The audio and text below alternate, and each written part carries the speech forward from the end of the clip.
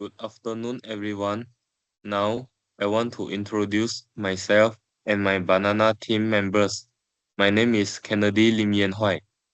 Hi, my name is Lim Ji Jun. Hi, my name is Liu Wei Hong. Hi, my name is Lim Hong Jun. Hi, my name is Brandon Chang Zekai. Today, our group will discuss an important issue, mental health among college students.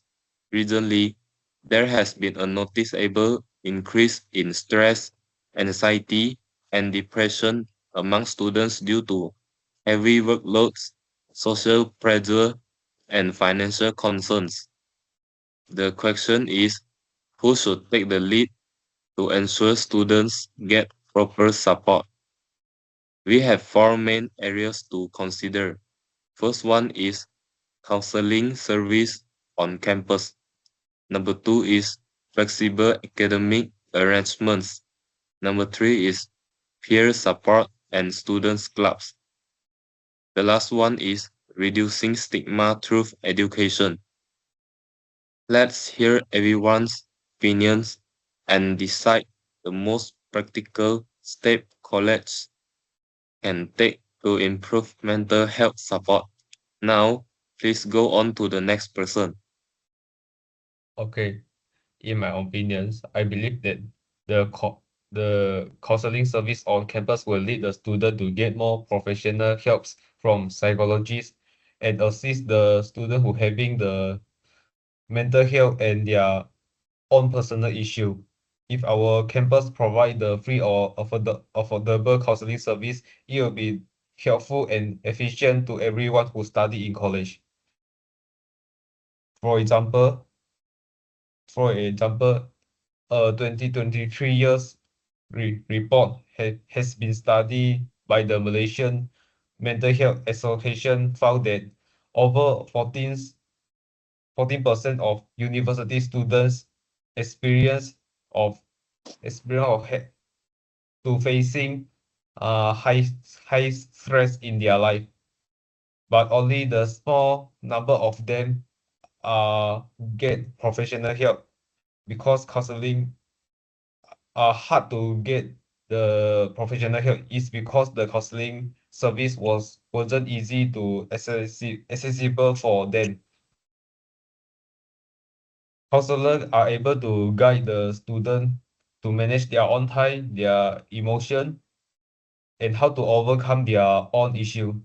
Campus will recruit the new and trained counselor so that the student no need to wait for the appointment in long time.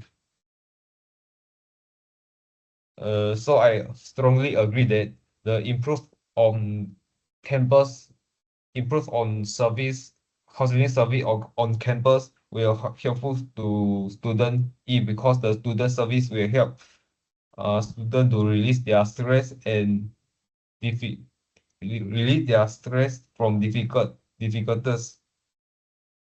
What is do you agree with me, Lim Jun?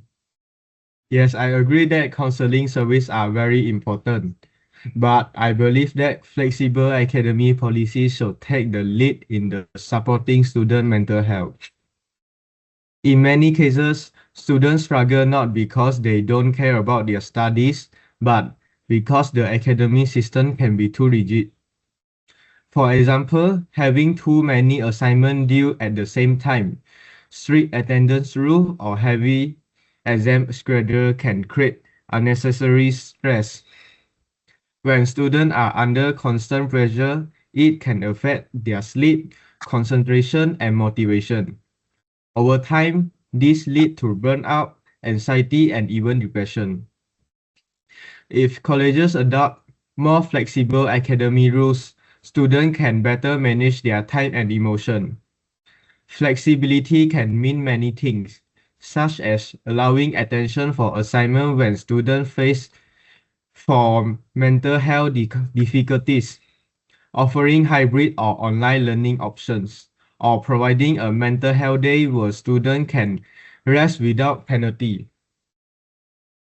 For instance, during the COVID-19 pandemic, some universities introduced pass or fail grading system, and reduce coursework loads to help students cope with stress. As a result, many students report feeling more support and motivated. This shows that academic flexibility can really make a difference. Moreover, lecturers also play an important role. When lecturers show understanding and allow students to explain their situation honestly, it creates a more caring learning environment. Students are more likely to open up and seek help instead of hiding their struggle. Flexible policies don't mean lowering academic standard, they mean adapting to student needs. Every student learns differently and face different challenges. If colleges can combine quality education with flexibility, students will perform better and feel healthier mentally. In conclusion, while counseling and peer support are valuable, I strongly believe that flexible academic arrangements are the most practical and preventive measure. They help reduce the main sources of stress, academic pressure, and create a more balanced to humane education system. With flexibility, students can achieve academic success without sacrificing their mental well-being. Do you agree me? I agree with you. Now I would like to share my opinion about peer support and student clubs. I think this is a very good way to help students with mental health problems. Many students don't feel comfortable talking to a counselor or teacher. They might feel shy or scared to share personal problems. But if they talk to a friend who understands, it can feel easier and more natural.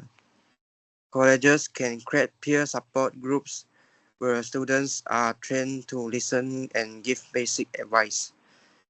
These groups can also organize small activities like stress relief games, sharing seasons, or relaxation workshops. When students join these activities, they can meet new friends and feel that they are not alone. For example, some universities in Malaysia have mental health clubs. They hold Let's Talk seasons or campaigns to raise awareness about stress and depression. Many students said that joining these clubs helped them feel supported and more positive. I believe peer support is very helpful because sometimes students just need someone to listen to them, not to judge them. It also helps build a friendly and caring campus environment. So, in my opinion, student clubs and peer support can play a big role in improving mental health because friendship and understanding can really make a difference. That's my opinion. Yeah, I agree with everyone's point, but I strongly believe that reducing stigma through education is the foundation of all other efforts. No matter how many counseling services or support clubs we have, they won't be effective if students still feel ashamed or afraid to seek help. Unfortunately, many students still associate mental health issues with weakness or they believe that asking for help means they can't handle stress on their own. That's why college should actively run awareness campaigns, workshops, and talks that teach students and staff that mental health is just as important as physical health. For example, inviting mental health professionals to share coping strategies, organizing mental health awareness week, or having lecturers include mental health topics in the orientation sessions can help to normalize these conversations. When education about mental health becomes part of college culture, students will start to view counseling and self-care as normal and responsible actions, not signs of failure. Once the stigma is reduced, more students will feel comfortable reaching out for help, whether it's seeing a counselor, joining a support club, or requesting academic flexibility when needed. It creates a positive cycle.